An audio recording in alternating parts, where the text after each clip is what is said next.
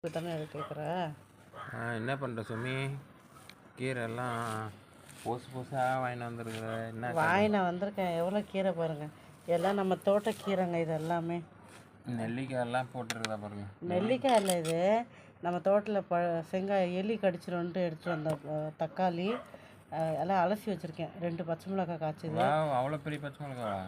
பார்க்குறியா நீ? இல்லையே, நானே இப்போ தான் பார்க்குறேன்.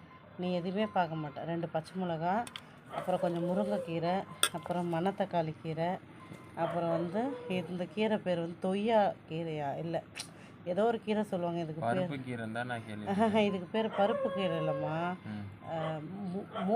முக்கரட்டாங்கீரை. முக்கரட்டாங்கீரை ஏதோ சொல்லுவாங்க. இது ரொம்ப நல்லது. அப்புறம் இது கட் பண்ணிட்டேன் ஆக்சுவலாக. இது தெரியுதா? இவ்வளோ கீரை. இது என்ன கீரைன்னா, பரங்கிக்காயோடைய கீரையும் கடுகு இலை, அப்புறம் சக்கரவள்ளி கிழங்கோட கீரை, அப்புறம் என்ன போட்டிருக்கேன், இந்த இலை. அவ்வளோதான். ஒரு கிட்டத்தட்ட 5-6 கீரை கலந்துருக்குது பாருங்கள். இதெல்லாம் பொரியலுக்காக கட் பண்ணிகிட்ருக்கேன். இப்போ இது எப்படி செய்ய போகிறேன்னா, சும்மா வெங்காயம் பூண்டு தட்டி போட்டு சும்மா பொரிச்சிட்டு தேங்காய் துருவி போட்டால் முடிஞ்சிடும். சூப்பராக இருக்கும். ஒரு ரொம்ப ஹெல்த்தி. வெறும் சாப்பாட்டில் பெசஞ்சு தின்னலாம் போல இருக்கு. ஆமாம், ஒரு காரக்குழம்பு வச்சுட்டு தொட்டு சாப்பிட்லாம். இல்லைன்னா இதையே தக்காளி போடாமல் செய்யணும். தக்காளி கிடையாது, வெறும் வெங்காயமும் பூண்டு காஞ்ச மிளகாய், அவ்வளோதான். அதாவது ஒரு பச்சை மிளகாவை போட்டு நம்ம தோட்டத்துலேருந்து பறிச்சதை வச்சு இன்றைக்கி சமையல். அவ்வளோதான். இதை செஞ்சுட்டு இதுலேயே சாதம் பெரட்டி சாப்பிட்டுக்கலாம். நல்லாயிருக்கும். தேங்காய் போட்டாலும் நல்லா தான் இருக்கும், தேங்காய் போடலாம் நல்லா தான் இருக்கும். எல்லாமே இளங்கீரை, எதுவுமே முத்தந்தே கிடையாது. அதுலேயே மணத்தக்காளி கீரை சூப்பராக இருந்துச்சு, ஃப்ரெஷ்ஷாக. ஆனால் வீட்டு பணி கூட கொஞ்சம் போய் பறிக்காமல் மறந்துட்டேன். மணத்தக்காளியா?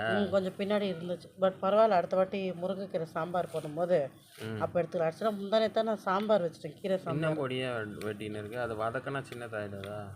ஆகம்தான். இருந்தாலும் பூசணிக்காயில் கொஞ்சம் சின்னதாக வெட்டிக்கிட்டால் கொஞ்சம் நல்லாயிருக்கும் வதங்கிறதுக்கு, வேகிறதுக்குன்ட்டு வெட்டிட்டு மொத்தத்தில் எல்லாம் வெட்டி எடுத்துட்டேன். வெட்டிட்டேன். இந்த 4 பேர் சாப்பிடலாம் போல இருக்கு. வதங்கினா வரோம், 2 வேளைக்கு வர மாதிரி இருக்கும். நம்ம கொஞ்சம் கூடவே சாப்பிட்டுக்கலாம், நல்லது இல்லை. இன்னொன்று இதெல்லாம் கடையில் கிடைக்காது. அது என்னது, சக்கரவள்ளி கிழங்கோட கீரையும் இதில் வச்சுருக்கேன். இது மணத்தக்காளி நம்ம தோட்டத்தில் நல்லா ஃப்ரெஷ்ஷாக வளர்ந்தது. பூ வச்சுது. நான் பூலாம் பூக்க விடலை, நான் பறிச்சிட்டேன்.